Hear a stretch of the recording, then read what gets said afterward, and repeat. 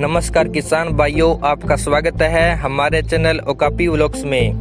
किसान भाइयों, आज हम बात करने वाले हैं गन्ने की फसल में सल्फर से होने वाले फायदों के बारे में। और यदि हमारे गन्ने के खेत में सल्फर की कमी हो जाती है तो हम इसे किस तरह पूरा कर सकते हैं और अपने खेत में इसे किस तरह से पहचान सकते हैं। इसलिए यह सभी जानकारी मैं आपको इस वीडियो में देने वाला हूं। इसलिए यह वीडियो पूरी जरूर देख ले, क्योंकि तभी आप सही और अच्छी जानकारी ले पाएंगे।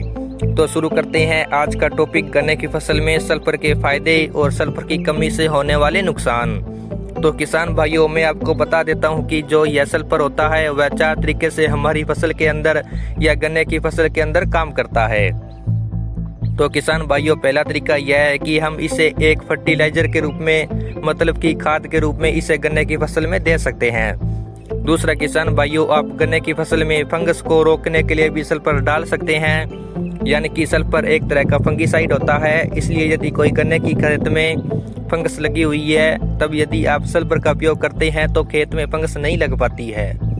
तीसरा ये कि किसान भाइयों, यह एक प्रकार का इंसेक्टिसाइड भी है, जिस कारण यह आपके खेत में कई प्रकार के रोगों को भी रोकने में सक्षम होता है।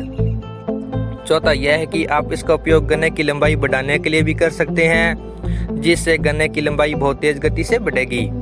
तो किसान भाइयों, यह 4 तरीके से आपकी फसल में काम करता है। तो बात करते हैं कि यदि गन्ने की फसल में सल्फर की कमी हो जाए तो आप उसे कैसे पहचान सकते हैं। सल्फर की कमी हो गई है और इसकी पूर्ति किस प्रकार कर सकते हैं। तो किसान भाइयों, मैं आपको बता देता हूं कि जब आपके गन्ने की फसल में सल्फर की कमी आती है तो आपकी पूरी की पूरी फसल हल्की हल्की पीली पड़नी शुरू हो जाती है। और जैसे जैसे इसकी कमी बढ़ती रहेगी वैसे वैसे आपकी फसल तेजी से पीली पड़नी लग जाएगी। आप एक बात विशेष रूप से ध्यान दें, आपके गन्ने की फसल में किसी प्रकार का धब्बा या किसी प्रकार का दाग नहीं दिखाई देगा। आपकी फसल पहले हल्की हल्की पीली पड़नी शुरू होगी और फिर उसके बाद तेजी से पीली पड़नी शुरू हो जाएगी। शुरुआत में तो यह पत्तों के किनारों पर आता है और उसके बाद पूरे पत्तों पर यह रोग हो जाता है।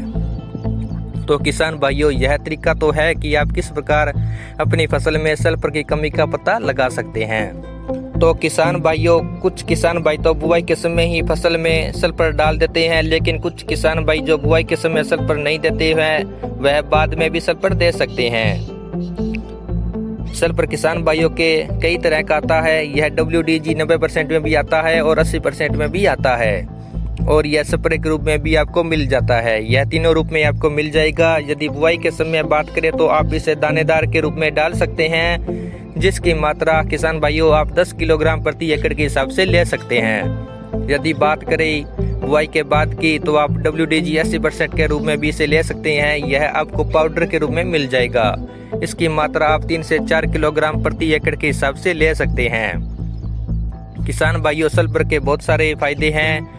आपको अपनी फसल के अंदर समय अनुसार इसके फायदे देखने को मिल जाते हैं। यदि आप समय अनुसार गन्ने की फसल में सल्फर का उपयोग करो तो आपके गन्ने की लंबाई भी बहुत अच्छी तरह से बढ़ेगी और चमक भी बहुत अच्छी तरह आएगी।